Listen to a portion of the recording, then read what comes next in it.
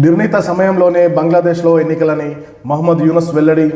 గతేడాది బంగ్లాదేశ్లో జరిగిన విద్యార్థుల ఆందోళనలో కీలక పాత్ర పోషించిన ఇంకిలాబ్ మోంచో నాయకుడైన షరీఫ్ ఉస్మాన్ హాదీ మరణంతో బంగ్లాదేశ్లో తీవ్ర అనిశ్చితి నెలకొంది.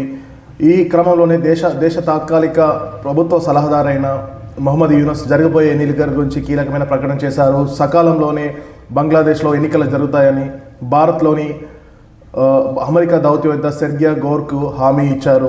వచ్చే ఏడాది ఫిబ్రవరి 12న బంగ్లాలో ఎన్నికలు జరుగుతాయని సెర్గియాతో ఫోన్లో మాట్లాడినట్లు యూనస్ ఎక్స్ వేదికగా తెలిపారు. సార్వత్రిక ఎన్నికలు నిర్వహించాలనే నిబద్ధతను పునరుద్ఘాటించినట్లు వెల్లడించారు. మాజీ ప్రధాని షేక్ హసీనా పాలన గురించి ప్రస్తావిస్తూ నిరంకుశ పాలన సమయంలో దొంగలించిన తమ ఓటు హక్కును వినియోగించుకోవాలని దేశ ప్రజలు ఎంతో ఆసక్తిగా ఎదురుచూస్తున్నారనేసి మహమ్మద్ యూనస్ వ్యాఖ్యానించారు. ఇదే క్రమంలో ఎన్నికల ప్రక్రియకు అంతరాయం కలిగించేందుకు పదవి కోల్పోయిన వారి మద్దతుదారులు $1 మిలియన్ ఖర్చు చేస్తున్నారని ఆరోపించారు. దేశం విడిచి పారిపోయిన వారు హింసను ప్రేరేపిస్తున్నారు అన్నారు.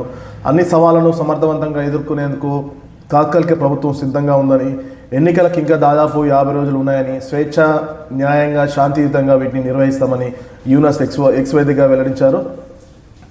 ఇక విద్యార్థి ఉద్యమ నేత హాదీ హత్యతో అమెరికా వాణిజ్య ఒప్పందం, సుంకాలు, రానున్న సార్వత్రిక ఎన్నికల గురించి సెర్గియాతో చర్చించినట్లు తెలిపారు.